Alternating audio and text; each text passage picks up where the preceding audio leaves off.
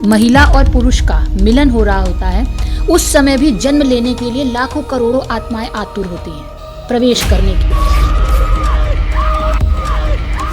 रात को अगर किसी को नेगेटिव एनर्जीज फील करनी हो या फिर घर पे ही किसी को करना हो, किसी भी चीज़ के लिए करना हो, वो कैसे कर सकते हैं? तो सबसे पहले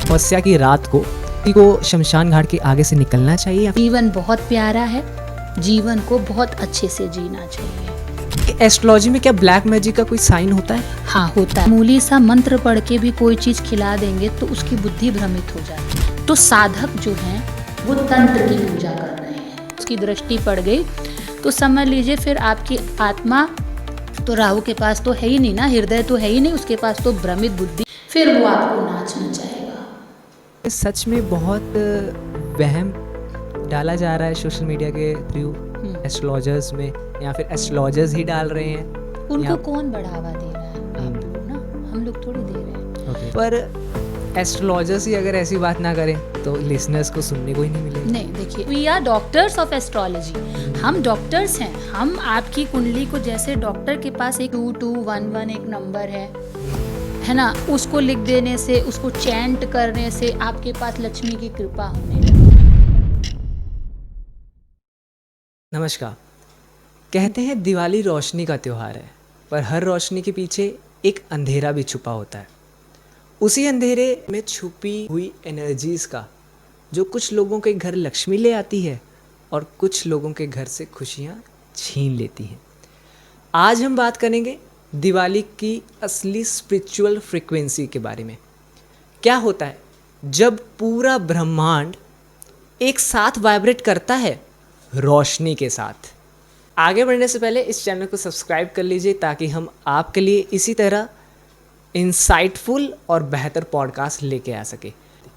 आज हमारे साथ जो खास मेहमान रहेंगे एस्ट्रो अनुदी, जो न्यूरोलॉजिस्ट भी हैं, एस्ट्रोलॉजर भी हैं और लाल किताब के एक्सपर्ट भी हैं और वास्तु कंसल्टेंट भी हैं। आज हम लोग इस पॉडकास्ट में एस्ट्रोलॉजी के माध्यम से यह सीखने की कोशिश करेंगे कि क्या आप अपनी एनर्जी को कंट्रोल कर पा रहे हैं या दिवाली की रात एनर्जी आपको कंट्रोल कर रही है।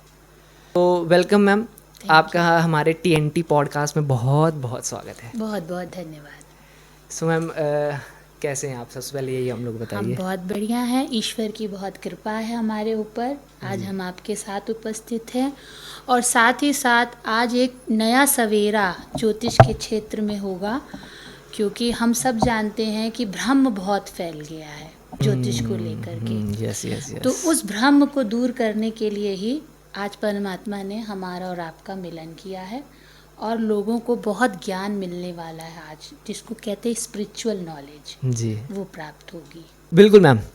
और मैम दिवाली की मैं शुरुआत करूं तो अक्सर होता है घरों में कि दिवाली का त्यौहार सिर्फ एक दिन का नहीं होता घरों में, बल्कि यह त्यौहार 1-2 महीने पहले ही शुरू हो जाता है। वो भी कैसे कि उनके घर में उनकी मम्मियाँ हैं, घर पे सफाई कराने शुरू कर देती हैं और यह बच्चों की, यूथ की बहुत सारी शिकायत भी रहती है इस चीज़ से के लिए।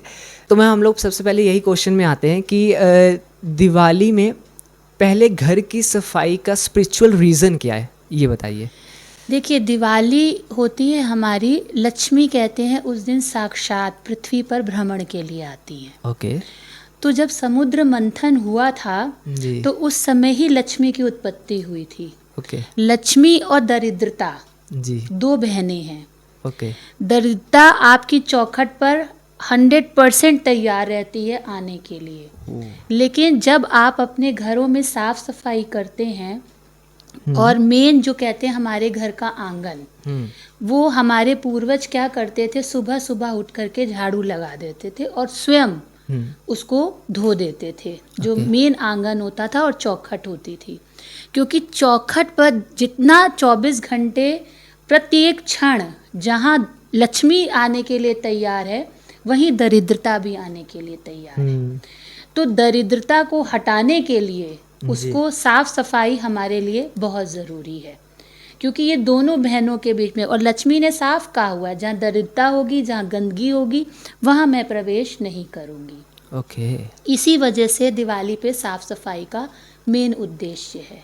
हम लोग दिवाली पर लक्ष्मी पूजन की शुभ मुहूर्त पर बात करते हैं, जैसे कि, और दिवाली पे लक्ष्मी पूजा करते हैं। एक तरफ हम लोग यह त्यौहार भगवान श्री रामचंद्र जी के खुशी के आगमन के लिए मनाते हैं। बिल्कुल। और वो 14 साल बाद वनवास काट कर अयोध्या आए, उनकी खुशी अलग अलग तरीके से मनाते हैं। पर एक तरीके हम लोग लक्ष्मी जी की भी पूजा करते हैं, तो कहीं ना कहीं क्या हो सकता है, मैं भी उसमें शामिल हूँ, आप भी हों, लिसनर्स भी हों हमारे, हम लोग फिर एक लालच में फंस के हम लोग दिवाली में लक्ष्मी जी की पूजा करते हैं? नहीं नहीं, ऐसा नहीं है। देखिए 9 ग्रह हैं हमारे पास। ओके। 7 मुख्य ग्रह हैं और 2 छाया ग्रह हैं।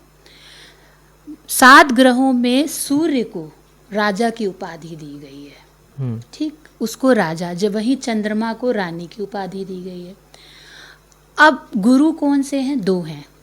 ठीक, एक गुरु हमारे पास हैं और दूसरे हैं हमारे पास शुक्राचार्य जी, जो कि दैत्यों के गुरु हैं। एक देव के गुरु हैं, एक असुरी हैं, एक सुरी हैं। ठीक है। राजा क्यों मनाई जाती है दिवाली?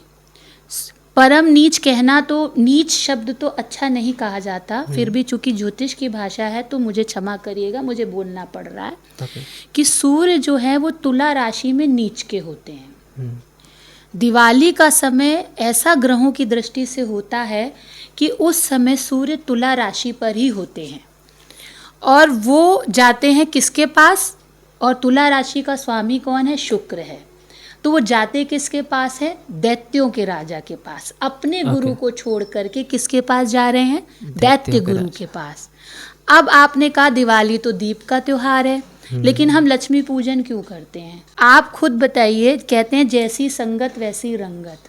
तो जब राजा स्वयं जा रहा है दैत्यों के गुरु के पास, और शुक्र किसका है? शुक्र महालक्ष्मी का प्रतीक है। तुला राशि का स्वामी शुक्र है और शुक्र किसका प्रतीक है? महालक्ष्मी का प्रतीक है। अब राजा किसके पास जा रहा है? दैत्य गुरु के पास। अब दैत्य गुरु तो राजा को सही सलाह नहीं देंगे ना।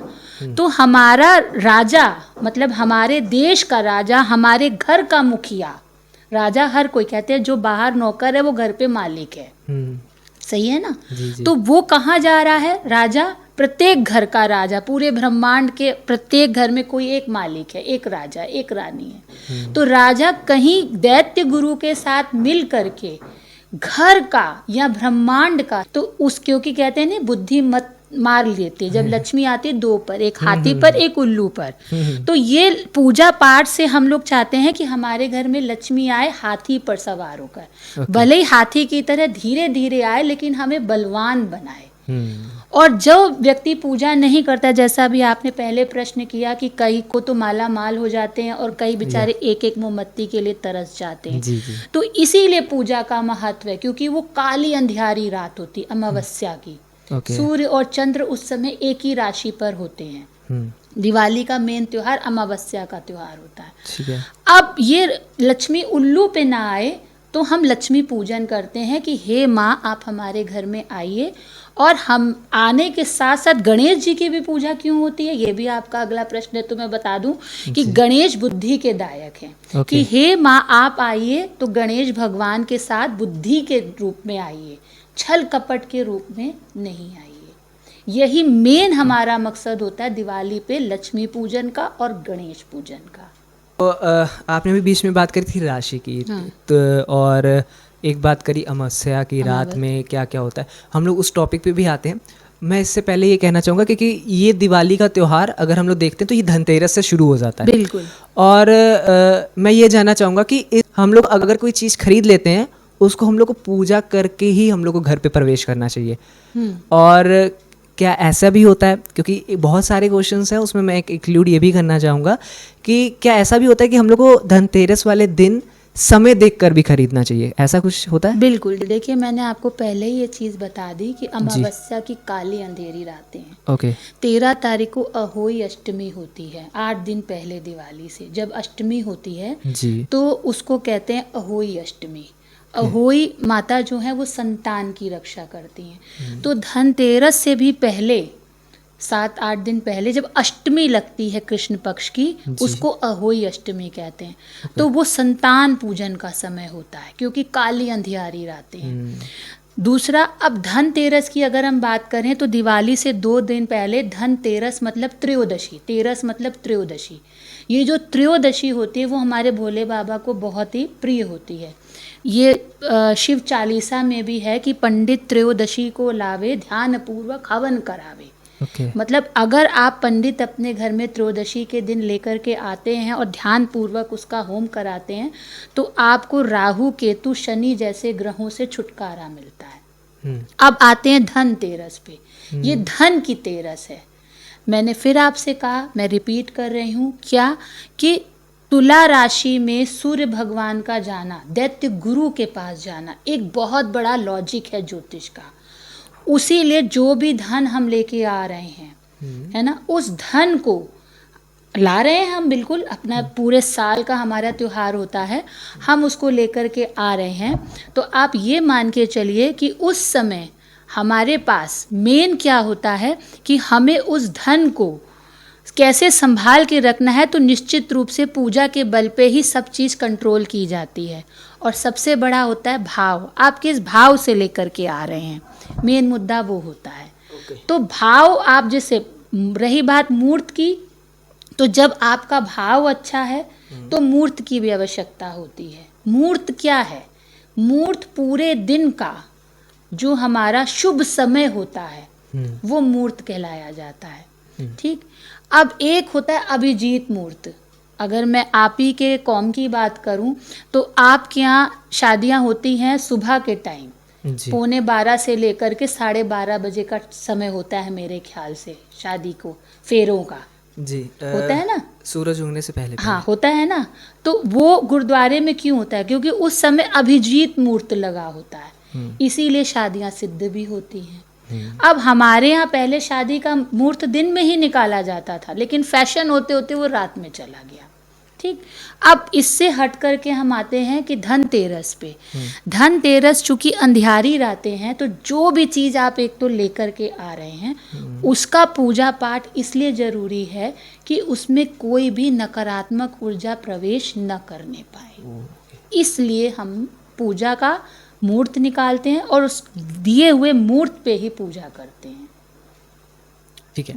तो जैसे आपने कहा कि चीज़ें इफ़ेक्ट करती हैं, इफ़ेक्ट करती हैं। सो अक्सर होता है कि सभी लोगों को एक इंतज़ार रहता है ये बड़े फेस्टिवल का, और हमारे लिए कैसा रहेगा।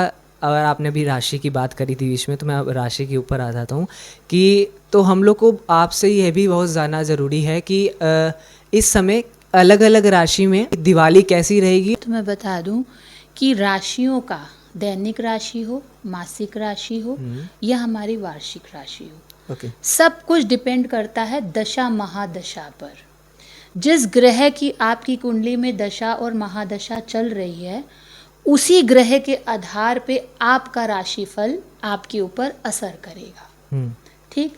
तो राशि को एक पर्टिकुलर कह देना कि मेष राशि वालों के लिए ऐसा समय जाएगा, वृष राशि वालों के लिए वैसा समय जाएगा, तो वो प्रिडिक्ट करना सही नहीं। उसीलिए कहते हैं ना कि लोगों का विश्वास उठ जाता है कि भाई इस पंडित जी ने तो कहा था मेष राशि वालों के ऊपर धन की वर्षा होगी, लेकिन हुई नहीं। वृष राशि वाले कष्ट में जाएंगे लेकिन गए नहीं। कारण क्या है? कारण है कि उस समय जो आपकी कुंडली में दशा महादशा चल रही होगी, अगर उसका आपकी राशि के साथ मैच नहीं बैठ रहा है तो वो राशिफल आपके लिए नहीं है। जिसका मैच बैठ गया उसके लिए राशिफल है। ओके। ठीक। अब आज की अगर हम गोचर की बात करें जो दिवाली में होने जा रहा है, दिवाली 20 तारीख को है इस साल, 20 अक्टूबर को, तो उस समय 4 ग्रह एक साथ हैं। ठीक है। सूर्य तुला राशि में, मंगल तुला राशि में, चंद्रमा तुला राशि में और बुध भी तुला राशि में। ठीक।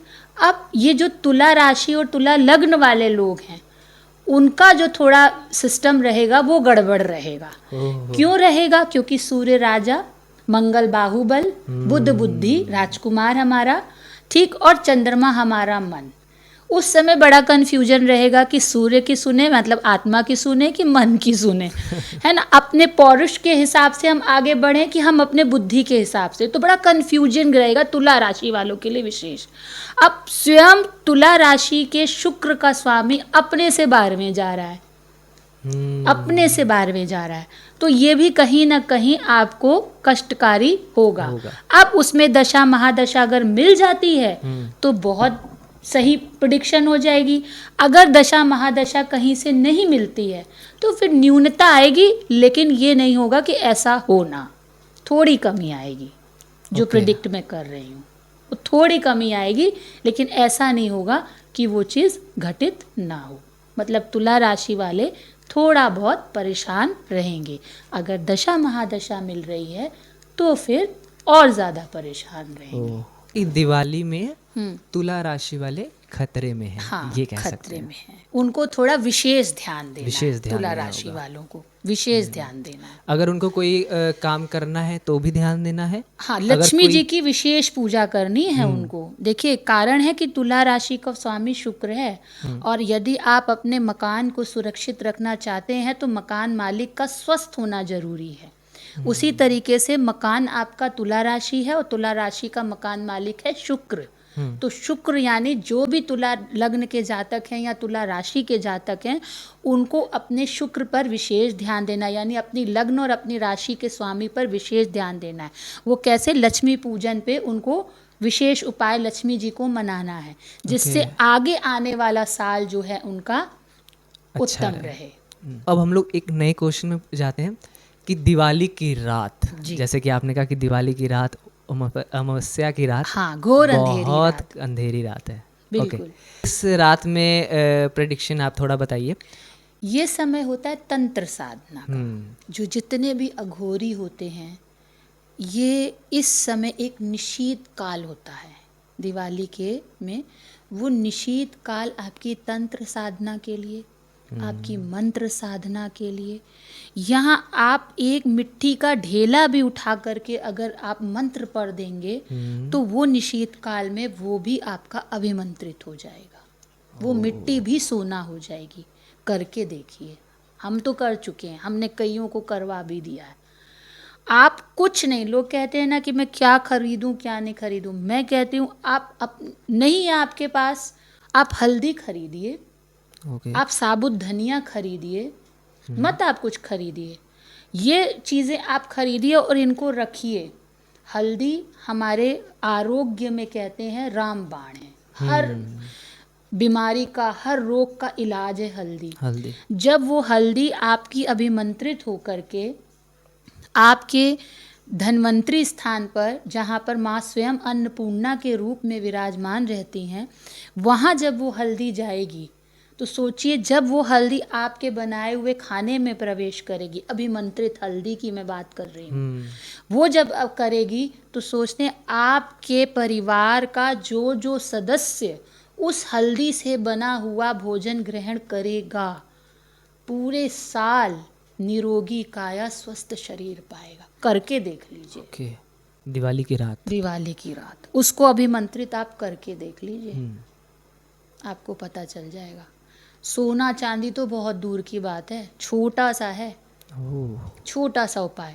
हल्दी ले आइए, हरी धनिया साबुत ले आइए, पिसी ले आइए, वैसे साबुत लानी चाहिए चीज़ें, पीसिए उसको घर पे या किसी से पिसवा लीजिए बाद में, लेकिन साबुत खरीदिए। अच्छा, इसमें भी कोई रीज़न होता है? रीज़न ये है कि ये हाथ है हमारा, ओके। 5 उंगलियां हैं, क्या है, अलग अलग हैं, ये साबुत है, ये देखिए ये पावर है जी। मिल गया ना, तो पावर ये साबुत में है। एकता जब में हम बल। मिल जाते हैं ना तो हम मजबूत हो जाते हैं, और जब हम पिस जाते हैं तो फिर हम बिखर जाते हैं। ये चीज़ पावर, दोनों का अंतर, इसीलिए कह रही हूँ साबुत लाइए। ठीक है। साबुत में शक्ति होती है, एकता में शक्ति होती है। ठीक है। तो उस रात मेडिटेशन, मंत्र और दीपक जलाना चाहिए कि नहीं? बिल्कुल जलिए, क्यों, अंधेरी रात है। मुझे याद आ गया, अभी स्टार्टिंग में भी बात कही थी कि इस समय सच में बहुत वहम डाला जा रहा है सोशल मीडिया के थ्रू एस्ट्रोलॉजर्स में, या फिर एस्ट्रोलॉजर्स ही डाल रहे हैं। उनको कौन बढ़ावा दे रहा है? आप लोग ना, हम लोग थोड़ी दे रहे हैं। ओके। भाई जब आप सुन रहे हैं, हजारों की संख्या में लाइक्स कर रहे हैं, तो वो कहाँ से आ रहा है? हम और आप ही तो है ना वो, जो उनको पसंद कर रहे हैं, उनको सुन रहे हैं। हथेली पर ये अंक लिख दो, कागज पे रेड ग्रीन कलर से वो अंक लिख दो, देखिए, आज का युग क्या चाहता है आपको पता है? आज का युग मेहनत नहीं करना जानता है। हम्म आज का युग चाहता है कि पैसा आ जाए हमारे पास, येन केन प्रकारेण।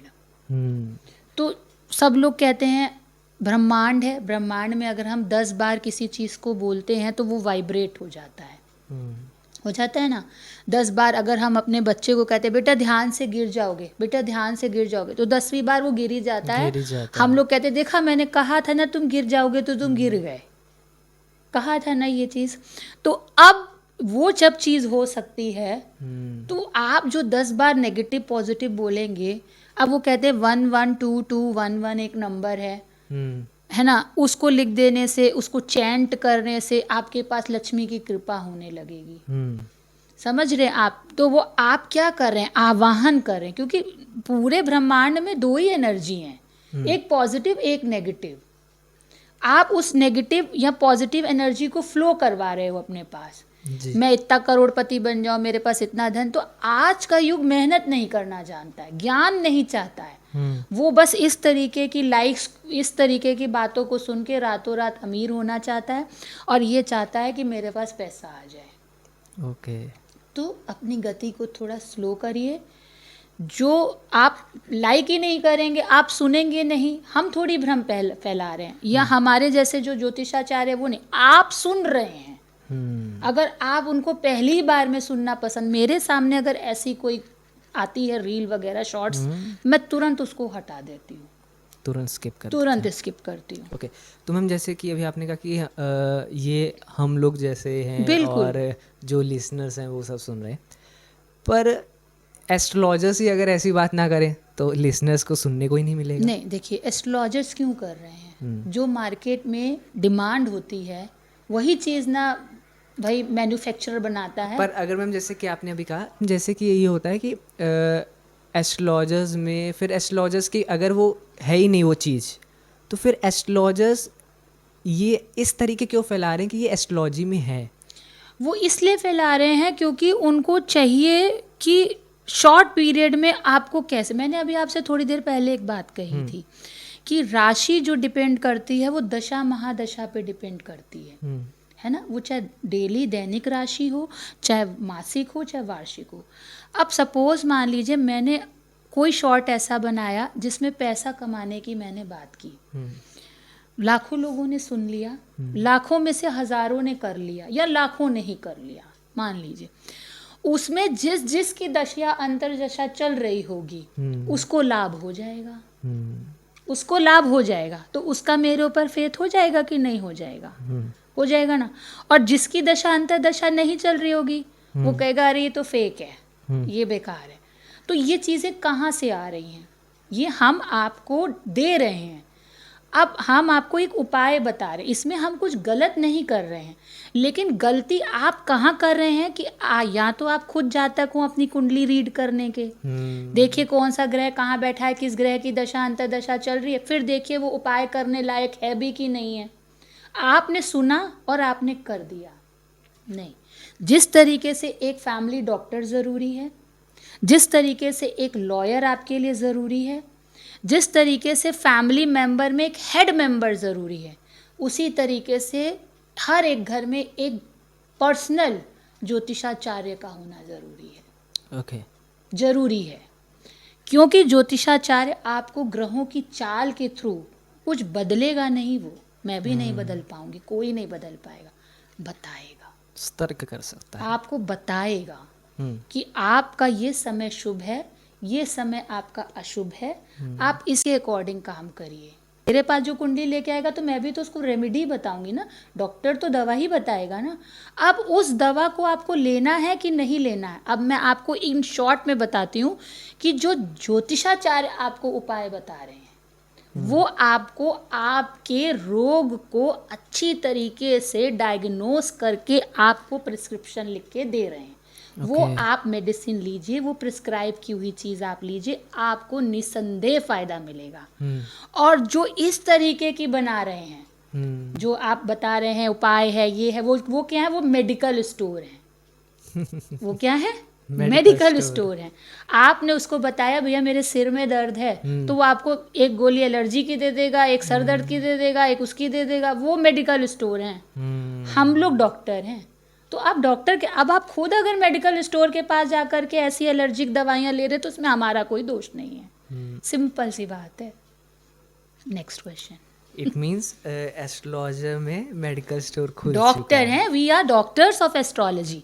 हम डॉक्टर्स हैं। हम आपकी कुंडली को, जैसे डॉक्टर के पास एक एक्सरे मशीन होती है, एक MRI मशीन होती है, वो डायग्नोस करता है एग्जैक्टली आपके पेट में, आपके जहाँ भी आपको प्रॉब्लम है, डायग्नोस करके ही वो दवा लिखता है ना। तो हम भी आपके ग्रहों की चाल को डायग्नोस करके तब आपको प्रिस्क्राइब करते हैं कि ये उपाय कीजिए। अब आपको अगर फीस बचानी है, अपनी डॉक्टर के पास नहीं जाना है, तो तमाम मेडिकल स्टोर है, आप कीजिए उपाय। फ़ायदा हो गया तो ठीक, नहीं हुआ तो घूम के फिर आपको डॉक्टर के पास ही आना है। आना तो है ही है। आपके हिसाब से सबसे बड़ा मिथ क्या है एस्ट्रोलॉजी के, एस्ट्रोलॉजी को लेकर? ये अभी आपने क्लियर कर दिया कि कैसे कैसे मेडिकल स्टोर खुल चुके हैं, ये आपने क्लियर किया हम लोग को। सो अब मैं अपने टॉपिक में दोबारा आ जाता हूँ, क्योंकि ये मेरे ख्याल से टॉपिक के हट की बात हो गई थी जी। अभी आपने जैसे बात करी थी अमावस्या की रात। हम लोग ये देखते हैं कि रोड में कुछ ना कुछ किया होता है उन्होंने, और अगर हम लोग उसके ऊपर से निकल जाते हैं तो हम लोग के ऊपर वो चीज़, एनर्जी जो है हम लोग के ऊपर इफ़ेक्ट कर जाती है। बिल्कुल। और जो करता है उससे वो चीज़ चली जाती है जिसके लिए उन्होंने किया है। बिल्कुल।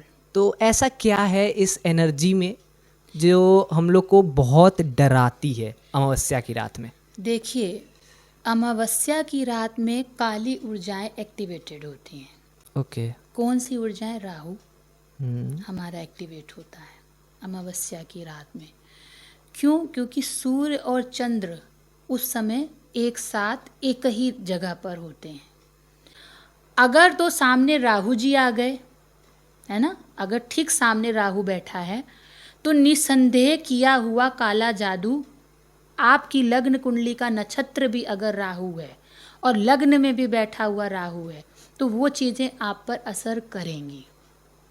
वो चीज़ें आप पर, या जिसका राहु का नक्षत्र होगा, या राहु लग्न में बैठा होगा, या फिर कहीं न कहीं से आपके मन आत्मा पर राहु का प्रभाव पड़ रहा होगा, वो सड़क पर की हुई चीज़ें आप पर असर करेंगी, बिल्कुल करेंगी।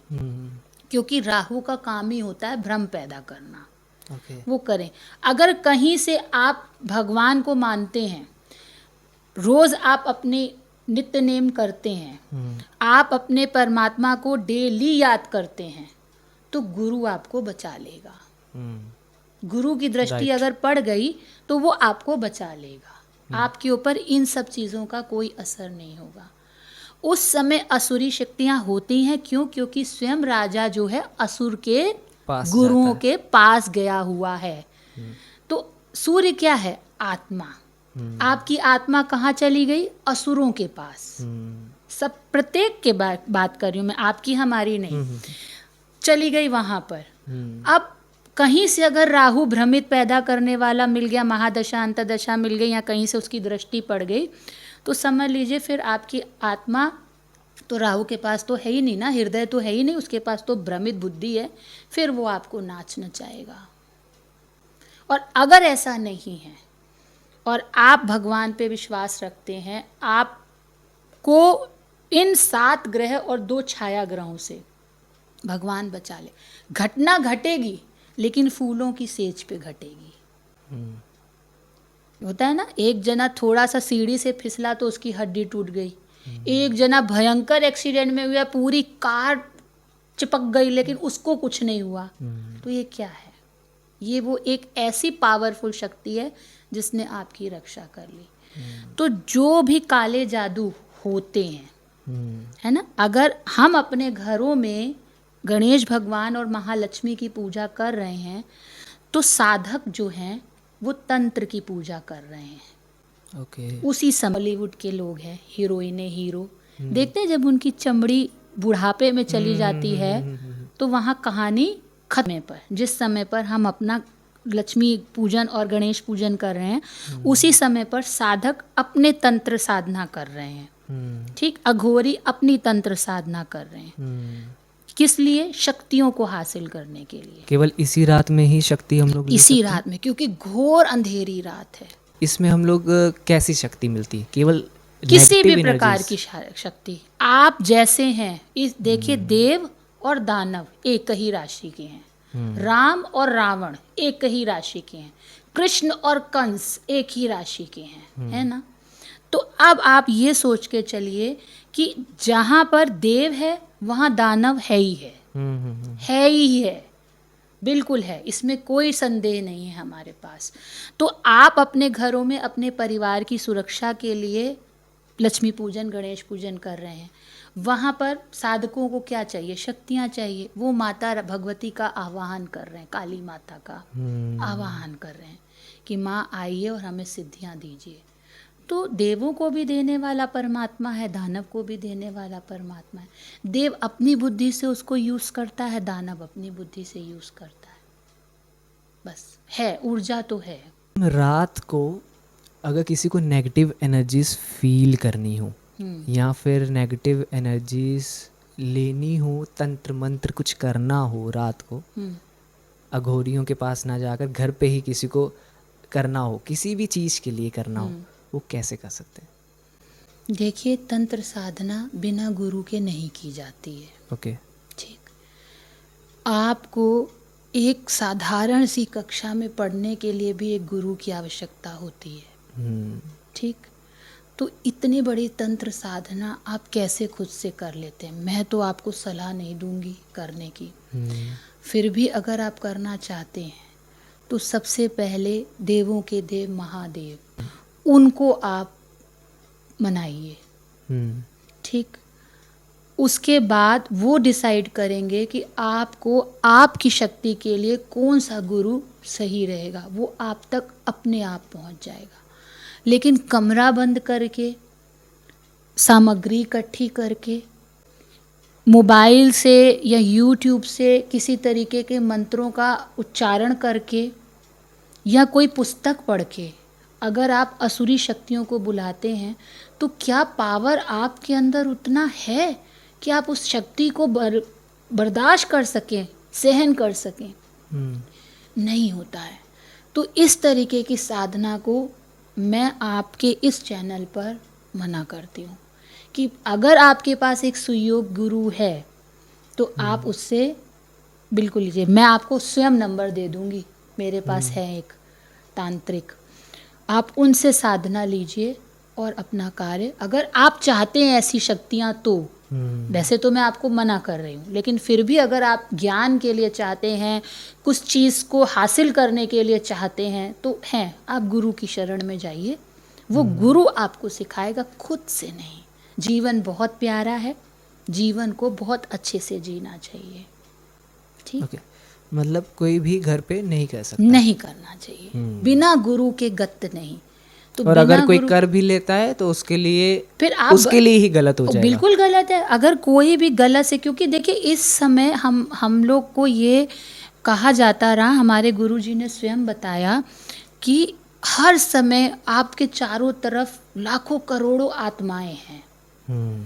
जब एक व्यक्ति का, बेसिकली महिला और पुरुष का मिलन हो रहा होता है, उस समय भी जन्म लेने के लिए लाखों करोड़ों आत्माएं आतुर होती हैं प्रवेश करने के लिए गर्भ में।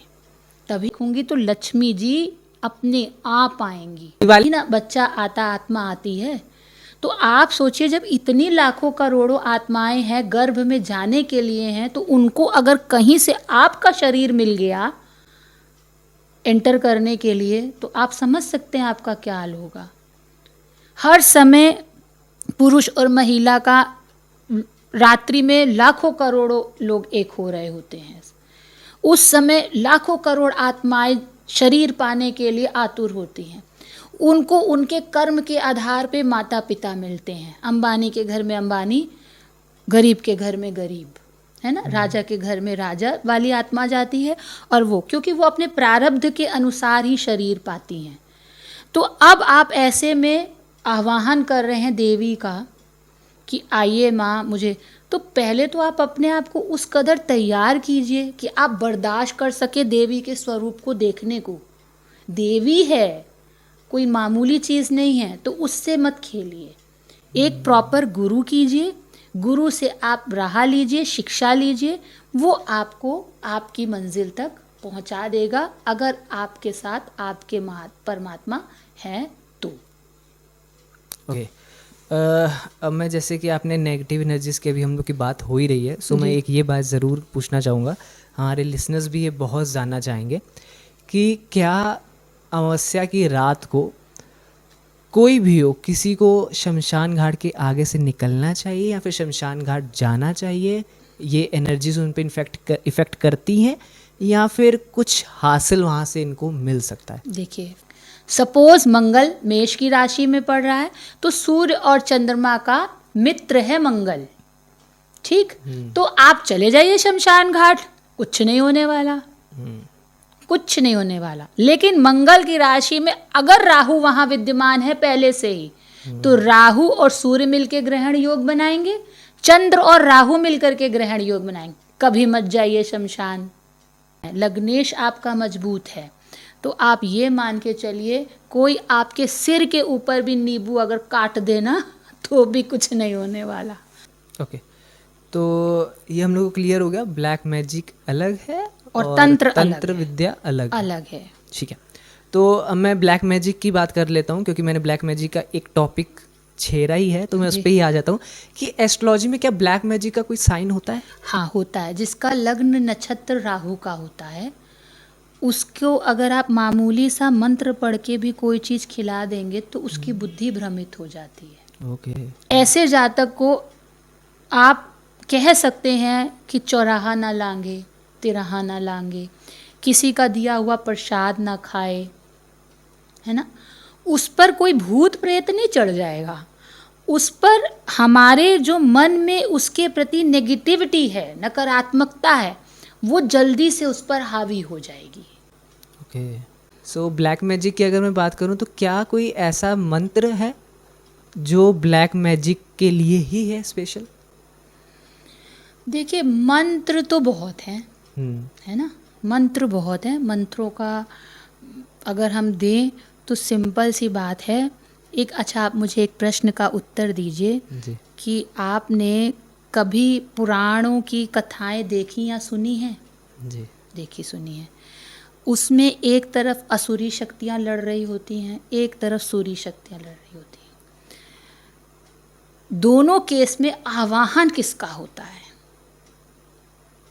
किसका आवाहन होता है? एक मुनि बैठा हुआ भी ओम नमः शिवाय, ओम नमः शिवाय, ओम नमः शिवाय जप रहा होता है। एक तरफ अगर हम राक्षस की बात करें तो वो भी किसको जप रहा होता है? ओम नमः शिवाय, ओम नमः शिवाय, ओम नमः शिवाय। मंत्र कोई भी आप ले लीजिए, हमको से नहीं, हम एक नॉर्मल एग्जाम्पल आपको दे रहे हैं। तो प्रश्न आपका क्या था कि ब्लैक मैजिक ऐसा मंत्र जो, हाँ, जो मंत्र, तो बताइए, सिंपल सा मंत्र आपको जपना तो उस भगवान के लिए है ना। खेल कहाँ खेला जा रहा है? विचारों का। मांगने पे डिपेंड करता है कि आपको क्या चाहिए। लेकिन मंत्र तो देखिए वही है। अगर आप विष्णु के उपासक हैं, है ना, तो आप ओम नमो भगवते वासुदेवाय ही जपेंगे, है ना।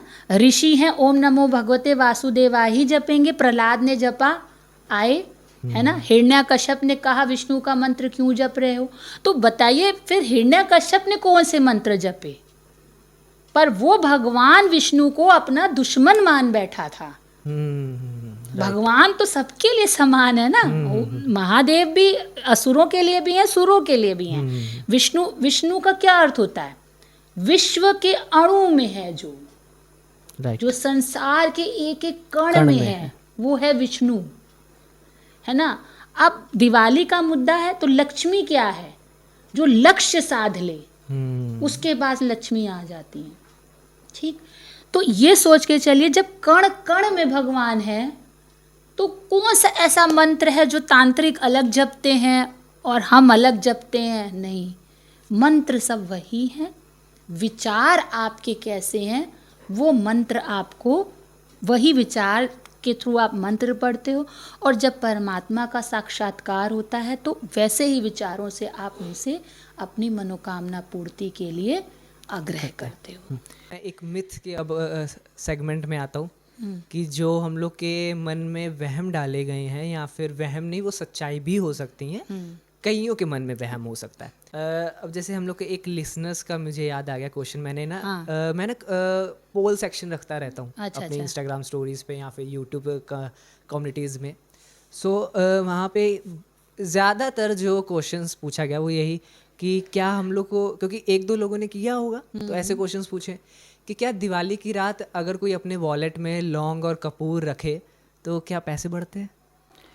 देखिए, लौंग और कपूर रख देने मात्र से पैसा नहीं बढ़ता। अभी मैं पीछे एक सेमिनार में गई थी, तो वहाँ पर एक शब्द का उच्चारण कर करके कहा जा रहा था कि लक्ष्मी बरसेगी।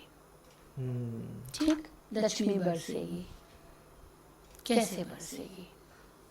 उस मात्र शब्द को बोल देने से लक्ष्मी बरसेगी? नहीं बरसेगी।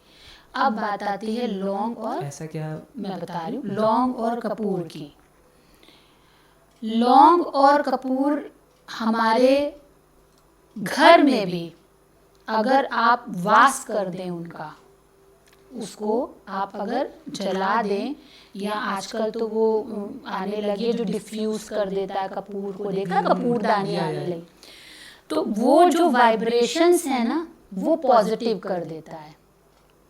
जब कोरोना जैसी महामारी आई थी तो तभी भी होलिका दहन में सबको कपूर डालने के लिए कहा गया था। कपूर में नेगेटिविटी को दूर करने का एक केमिकल होता है। ठीक, अब आप उसको अपने पर्स में रख रहे हैं, तो जो भी आपके पर्स की नकारात्मक ऊर्जा है पहले तो वो उसको दूर करेगा।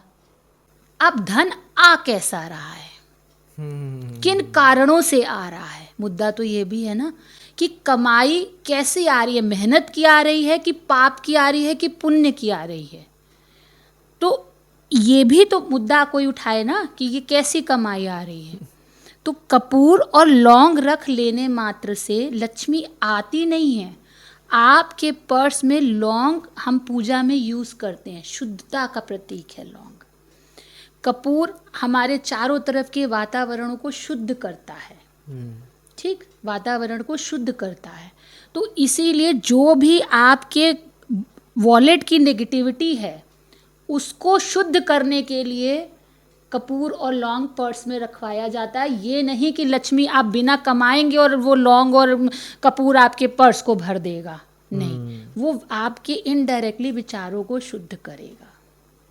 उससे हम लोग का विश्वास ये मजबूत हो जाएगा कि मैंने काम किया है तो अब मेरे कार्य बनने लग जाएंगे, क्योंकि सब कुछ माइंड का खेल है। सब कुछ। किसी का गुरु अगर अच्छा है, गुरु ग्रह अगर अच्छा है तो वो जीवन पर्यंत अपने ज्ञान से खाता है। शिक्षक हो गया, गुरु हो गए, पाठ करने वाले लोग हो गए, चाहे गीता का पाठ हो चाहे गुरु ग्रंथ साहब का पाठ हो। लेकिन जिसका शुक्र अच्छा है वो जीवन भर नहीं खा पाता। कैसे बताओ जी? बॉलीवुड के लोग हैं, हीरोइने हीरो, देखते हैं जब उनकी चमड़ी बुढ़ापे में चली जाती है तो वहाँ कहानी खत्म हो जाती है। करोड़ों लाखों हीरोइनें गायब हो जाती हैं क्योंकि वो शुक्र प्रधान रही। अब आते हैं हम ज्ञान के दम पे कौन कौन सी हीरोइनें जिंदा हैं। आप खुद जिंदा मतलब काम में जिंदा है। हाँ जी, ठीक है। हाँ, कौन जिंदा है, ज्ञान के बल पे कौन जिंदा है। आप देखिए, क्या इस समय एक हीरो के रूप में अमिताभ बच्चन जी को लिया जा रहा है? नहीं। उनकी आवाज, उनका ज्ञान। शिल्पा शेट्टी गुड फिगर है लेकिन कहीं हीरोइन नहीं है जी। शुक्र गया। अब ये सब किसके दम पे जिंदा है? गुरु के दम पे जिंदा है, ज्ञान के दम पे जिंदा है, अपनी क्वालिटी के दम पे जिंदा है। दिवाली के दिन अगर आप खुले पैसे किसी को दे दें तो लक्ष्मी जी चली जाती हैं, ऐसा कहते हैं लोग। देखिए, पैसे तो दिवाली के दिन दे दें क्या, जब आप जिस चीज़ की पूजा कर रहे हैं, है ना, नेचुरली आप किसी को मना रहे हैं आपके घर आने के लिए और पूजा करने के बाद आप उस चीज़ को दे रहे हैं, तो फिर पूजा करने का फ़ायदा क्या हुआ? ओके, खुले पैसे नहीं देने नहीं चाहिए। देने चाहिए। क्यों दें भाई? आज के अगर एक दिन रुक सकते हैं तो क्यों नहीं रुक सकते हैं? हाँ, लेकिन जो मेरा मानना है, अगर कोई ऐसा व्यक्ति आया जो मरने की कगार पे है, तो फिर तो दे दो, क्योंकि वो भगवान आपसे ये कार्य करवा रहा है। फिर आप खुले पैसे, बंधे पैसे, ये सब मत देखो। किसी भी कार्य को करने का निर्णय स्थान, काल, परिस्थिति देखकर करना चाहिए। समय अनुसार कैसी स्थिति परिस्थिति है, कैसी है। उसके अभी अनुसार। आप मेरे पास अच्छे खासे बैठे हैं, मैं आपके पास अच्छी खासी बैठी हूँ, हम लोग रिलेटिव्स हैं, हम लोग परम मित्र हैं।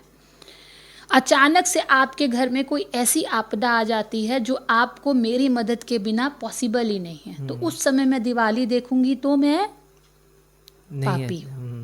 उस समय मैं आपकी करंट सिचुएशन को देखूंगी तो लक्ष्मी जी अपने आप आएंगी। दिवाली के दिन शादी या एंगेजमेंट फिक्स करनी चाहिए? ये नहीं शुभ करनी होता है? चाहिए। नहीं करनी चाहिए। नहीं, मैं इस समय विष्णु भगवान योग निद्रा में होते हैं, जब तक वो एकादशी से उठ नहीं जाते तब तक आपको किसी भी तरीके के मांगलिक कार्य निषेध नहीं होते करने हैं। चाहिए। नहीं करने ओके मैम। सो मैम, इसी के साथ हम लोग आज का पॉडकास्ट यहीं पे एंड करते हैं और thank you so much ma'am कि आपने इतनी ट्रांसपेरेंसी और क्लियरिटी के साथ डिस्कशन किया और डीपली डिस्कशन में हम लोग को फैक्ट रख के मिथ को दूर किया। सो अगर अभी भी हमारे लिसनर्स को कोई भी डाउट है या क्वेरी है तो आप कमेंट सेक्शन में कमेंट कर सकते हैं। सो मिलते हैं हम लोग नए पॉडकास्ट में, तब तक के लिए नमस्कार, सत श्री अकाल। जय श्री कृष्णा, राधे राधे।